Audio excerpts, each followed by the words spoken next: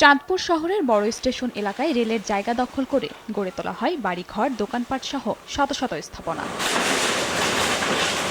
অবৈধ এসব স্থাপনা উচ্ছেদে রোববার সকালে অভিযান শুরু করে রেলওয়ে কর্তৃপক্ষ।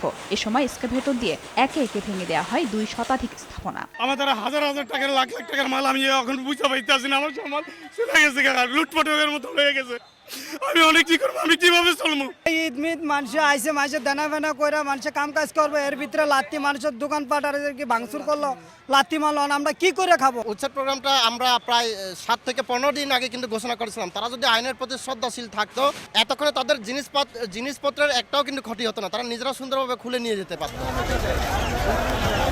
এদিকে সাভারে মহাসড়ক দখল করে গড়ে ওঠা অবৈধ স্থাপনা উচ্ছেদে হেমায়েতপুর এলাকায় ঢাকা আরিচা মহাসড়কের পাশে অভিযান চালায় প্রশাসন। ৩ জন নির্বাহী ম্যাজিস্ট্রেট, সেনাবাহিনী, সাভার থানা ও হাইওয়ে পুলিশের সদস্যদের উপস্থিতিতে বুলডোজার দিয়ে গুড়িয়ে দেওয়া হয় কয়েকশো স্থাপনা। ইতিপূর্বে আমরা কয়েকবার এই উচ্ছেদ অভিযান পরিচালনা করে আসছিলাম।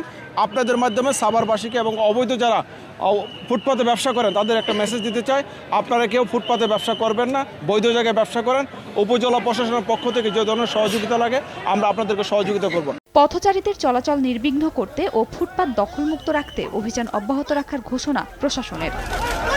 খাদিজা স্বপ্না, সময় সংবাদ।